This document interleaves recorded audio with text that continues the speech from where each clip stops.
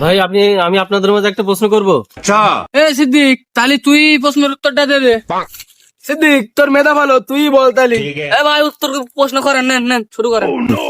আচ্ছা ভাই, তাহলে আপনি 1 থেকে 1 লাখের ভিতরে একটা সংখ্যা বলেন, পুরস্কার আছে। সংখ্যা তো কিছু বুঝলাম না। তা ভাই ওই 10 ভাই। নেন ভাই, আপনার 10 টাকা। এই সিদ্দিক, তো তুই এত কম বললি কেন? একটু বেশি বলবি। তোর মেধা এত ভালো, তাও তুই এবার একটু বাড়াই বলিস।